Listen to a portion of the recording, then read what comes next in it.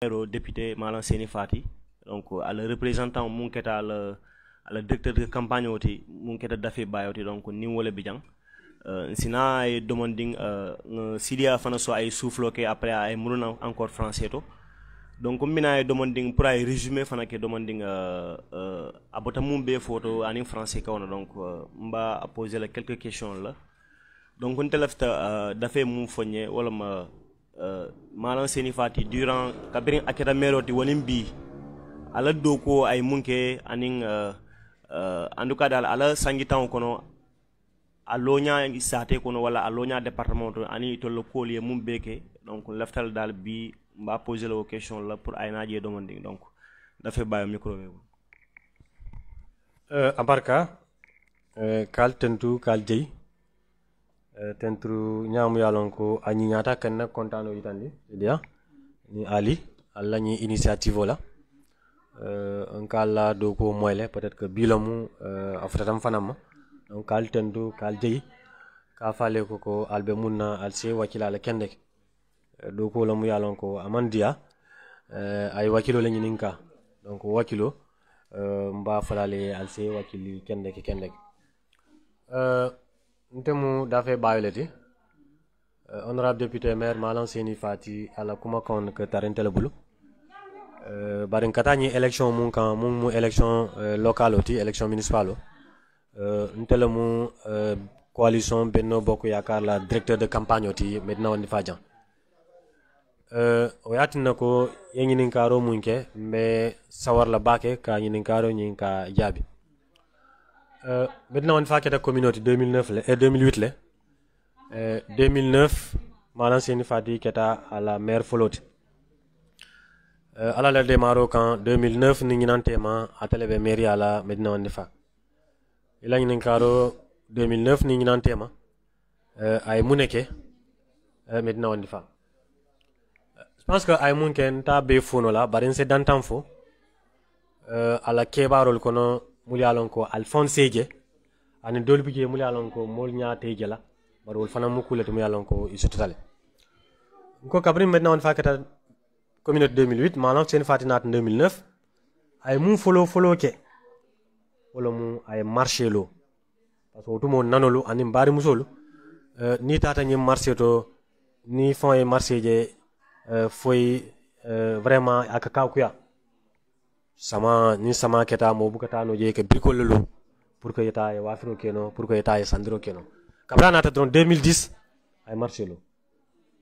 ay marché lo o botaje akom bebe labanna dami utumu Medina Wandi Fa ka wara dafon kataje n'est-ce pas que tiñaro kije anata ñi hakkiloje pour que ladla ñi mun keta kaburoti ko fanan kadu ay kadu mboto Medina Wandi Fa alyalo ne ko bi Medina Wandi Fa mairio ni seju banko kan na manke sejuti anyo manta dlato parce que étage au mairio abe seju damane ni seju région kon na manke seju da Medina Wandi Fa ayo kelo fanange fa mairio lo jam mi alon ko étage lo mboto ako garage o be no dami wala rond-point o garage o be dami danger lom manam lanna kutije accident se sotno wato parce que abe dami ge mambeta ako abe garage o yutan la bari janna abe garage o yutan la abe garage o lo lale ay garage o lo anata ay garage o yutan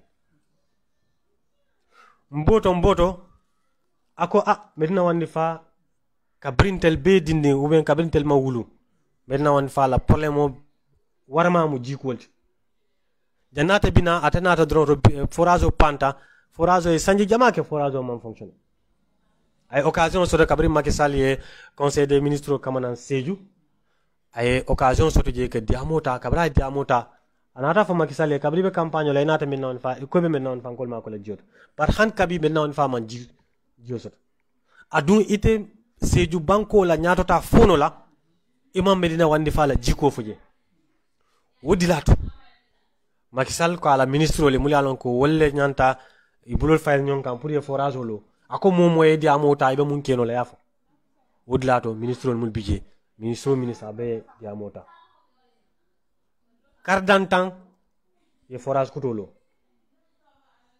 o forage kuto mu ye problème din kamana jawolo nyinti ko kabri forage lo anyanta réseau mun sotla amanna o soto e forage o damana lo e tiba kilon kamana ya branché ancien réseau la o yatinna jiko ma sonia no carrefour baro forage kuto malan seni fati wala lo mais le diam kudu ntengamira forage o fana allo est ce que allo dula fana mon problème onate est ce que depuis il lafta non que forage o lo isate kono est ce que allez miralo quoi pour que allo dula damialon peut-être si jiko si yon fono mol bulu munati na dal ya murundi o dula kilondo après anata ke problème o fana je pense que c'est une question pertinente le nom parce que momo et qu'il a miré le faux bari dernière décision o kata technicien level yeñu mu fo kabri iko be forage kuto lola mala sini fati tata jele akoy ko nte xammo mu munti wala mu ñindi ko ya samba descente jel ya loje wodla to doli bi ye mu la lon ko yiko ka tuje akere ñon sabandi unti mais technicien wolo ko à ce lono janne il y a pas de problème. Donc devant le technicien nyala comment tente le boulot comment te le maire boulot technicien ko à ce lono janne adun à se servir au kenole faut 6 km de rayon 6 km le maire ko nte ni wala il y a pas de problème l'essentiel na souci au mundi comme janji tante fele wala nan ko pour être santo mais nin technicien ko à ce lono janne il y a pas de problème inata loje et peut-être que raison binato parce que Cabrin Saint mol que Dieu soit le normal donc on peut dire qu'il y avait un problème technique n'est-ce pas que peut-être mol ba régler kan etc comme nga fa ñami problème réseau peut-être skeno woti mais il y a une question mon poser le maire a posé nous le maire xam mo pour que ya sambani Dieu donc c'est une question bien encore question pertinente nous parce que déjà a posé talé mais technicien ko il y a pas de problème à ce lono djele et puis à ces 6 km rayon servir nol toujours réalisation de fanal fonnin ciol e kumbota janna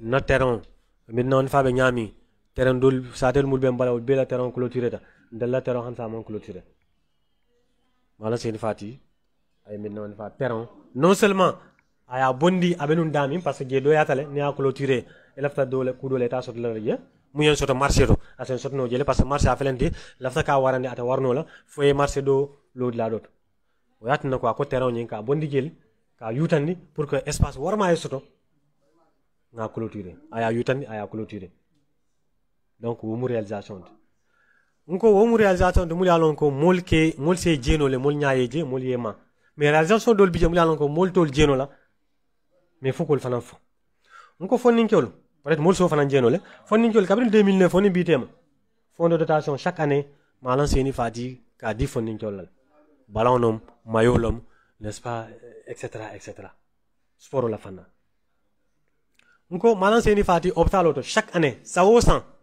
aka boro digele mu yalon ko kata fo million fulani fin ça au 100 ni hôpital auto ça au 100 et que boro digele fond de dotation mu yalon ko akata million fulani fin éducation la fana la to ngina tala tubab ko na 40 la fana la ça au 100 malan seni fati que fond de dotation en fourniture akedi élève lale akedi école lale birim primaire to fo lycée alors que lycée mantar na compétence ko mais akadi belal tout récemment ay imprimante au dit là parce que ça 40 drone ni 40 a changé tal il sur l'attaque lafta kay tambini dulalto santé fanala parce que wat fana sotanu rimoro sotanu ne santé ning le maire tema donc kol bi jël mo peut-être ntema mon comprendre ye baké peut-être nit ya expliquer ñe nte sa comprendre baké parce que comme ni kumol lo mo yalla sila kan kumol lom donc ndanga mara itele benta quoi pour ko kumo ñi ka expliquer mo le nga comprendre mu ne wo sabu aning won anata ñaade la quoi donc numéro mu nata wala ma ko manam fo deto sotal quoi mo yalla courant nam électricité diamo siata mo ya fay fezo do ya fay dulalto donc ndanga mara nit ya expliquer auto mo jama fana ba comprendre ko ñi mu ya sabu. Ok, merci beaucoup. D'abord, une précision, mon là. Santé la facture. Amantar Mério la charge. Ça, c'est une précision qu'il faut faire. Santé la facture. Amantari Mério la compétence. Mério la force intemporale. Mumbe santé ni mairie ka wala mu fonds de dotation. Ni fonds de dotation ça nata, il y a boro 100, il y a 10 là. Maintenant, ni au boro 10 là, le fonctionnement, et que fonctionner que boro mouavé, que ordonnance ou le etc., etc. Le fonctionnement interne, ou le fond let, comité, n'est-ce pas, de santé, ou le co-géré. Et la facture, et la personnel, et y a un jola, ou c'est le comité de santé, ou le co-géré. C'est pas la mairie. Maintenant, facture, y nata nyami. Mairie, ou les décisions tanou. Pour que santé m'a koy demandé ani radio parce qu'il y avait 2 factures. Radio la facture ota pour un peu soulager le personnel de la radio parce que radio to mo be alone bénévolat le bidji. Personnel mo be do ko lejé bu kay jo. Mun ko domo mun ko sotoje akata facture la fanal. Nketa multi ani malan seni fati la hinante ya pour mun satna ko c'est radio la facture ota. Ça ni radio fendu mu sotaje personnel sa jube be neexal la ñam santé aussi pour que soulager un peu et santé la facture ota pour un an et facture ota pour ka jo atata fo afata jamono doto mairie a décidé pour des raisons mairie a décidé que facture 5 a arrêté ay lettre ça fait ka fo radio ko nka facture munjo say nga arrêté le mais o arrêté ko la lafta ale mo proposer ni mukar la munjo la karokar facture la place aya ça fait santé ko facture nka munjo nga arrêté le say al sal la facture ta en charge ya ça fait ya dire radio et la facture est avec radio. Santé, man la facture audio. Wo facturol, wo le lata nyonkan. Inata, il est coupé. Mais est-ce que mairie on a droit est-ce que mairie on a droit facture comme puisque l'homme communal de institution wa dañu facture surtout mais surtout la santé aussi très sensible. Est-ce que ananta wo facture anta fala beaucoup wa encore le fait ça dit que c'est pas une obligation, ça dit que itita de lato ya fay ko forcer mairie la ñanta optalo la facture jol amanta de lato amanta texte non c'est pas une obligation texte on m'a dit non ça dit que c'est dans les textes mon be texte les fonds de dotation alloués à la santé mais il y a pas au niveau de la nomenclature budgétaire quelque part où on a inscrit facture de la mairie. Ces fonds de dotation alloués à la santé au fonds de dotation alta santé ñininka est-ce que fonds de dotation est total wala bukaso chaque année on donne les fonds de dotation la facture c'est pas une obligation de la mairie non nga talé pour soulager au soulagement il y a eu des évaluations on a arrêté c'est tout simplement ça la radio aussi on a arrêté on a demandé la santé aussi on a pris en charge une personne. J'ai oublié de noter ça. Kabri facture 5 ye mo buladjele mu yalon ko mairie le kajo. Ah. Radio aussi on a demandé pour que ye mo di mairie mu njola. La radio n'a pas donné. Munana itol ko munana itol dal ila muno région ti quoi. Munatina e madi wala soit itol sulta facture la wala itol le malafikal que le mondial je ne sais pas. C'est un lefin ko le fana parce que moi comprendre quoi raison comme ya expliqué ñame ni watra to ñanta molé di la to la ñanta mun jola chaque fin du mois donc ni itol man na o modi itu mal ma raison long malong munati na quoi mun yo sabu oui peut-être aux raison nteto fono là mais ça mon fono il y a une note qui a été adressée au directeur de la radio demandant au directeur de proposer une personne. La note là a été envoyée. On arrête le paiement de la facture. On, à lieu et place, proposez-nous une personne. Maintenant, pourquoi ils n'ont pas donné? Peut-être là, c'est à leur niveau, n'est-ce pas, de donner cette raison-là. Mais cela a été fait. Maintenant, au numéro santé de facture, les politiques Ils sont allés à l'hôpital, ils ont pris la facture, parce que il sentait Kabri a coupé. Kabri a coupé, séance tenante. Le maire a demandé à ce que le courant Murundi. Pour qu'on a dû affaire au règle jamais. Mais rapidement, des gens sont partis, les factures ont récupéré, les factures aux photos, il a envoyé dans un groupe de la diaspora pour qu'à Foko, et maintenant on fait facture au poste de santé, à la facture au mairie au Majo, il fallait la couper. Ignorant que la facture, c'est pas une obligation pour que mairie ait adjo. Sans chercher, mouné atina, facture au ni, il est poste au coupé. Sans chercher. Tout simplement, c'est parce que c'est un politique. Adale yanta adjo là, amajo.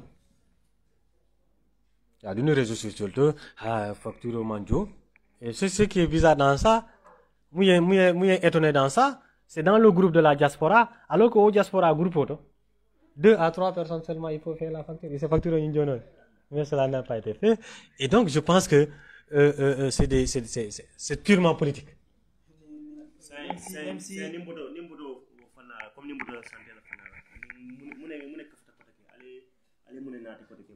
Oui, comme on a réalisation, c'est si j'en fais une sans seconde.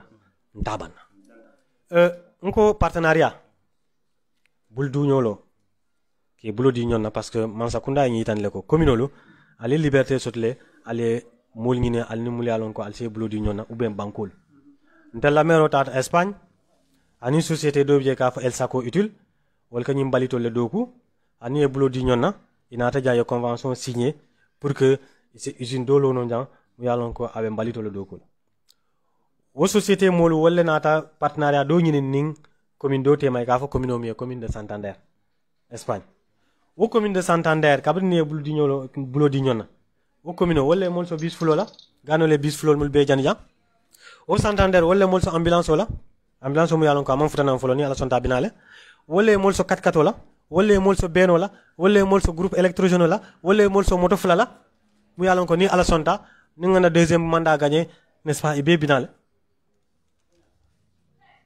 donc womu kuleti mu yalon ko n'est-ce pas Australie ni nata kudo la tubab kawna wala mu nanol nga nanol ma ko ñami 2017 la convention signée ni IMSEC bankolom ak musol financé way million jama dundu jang ni na nga convention soto anin der nano der mu yalon ko beñin tembo mun to million tan woro wula dunta ñin sate konal million tan woro la plus de 70 millions pour que nanol ma fa donc d'autres réalisations say nañul ma koy abe atole alafte le ñaadi la ko alafte ke ma koy ñaadi la ani ñi nombre de millions ale mo soto ko alafte ke ma ko ñaadi falbe don tolale wala falba albe fenen sadna aliana tie wala déjà lafte ko non déjà ko be bulle ça dit que programme ni c'est 50 000 par femme ou bien par jeune. Au 50 000 8 ans ni a donto n'est-ce pas ak ke malankunet. Et do ko ke ni do ko ke kar saba n'est-ce pas ya jo ni a jo ye 8 ans ni luldi la ni a jo 8 mois di la etc.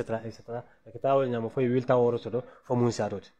Donc c'est des partenariats mu yalonko, c'est un programme de l'état.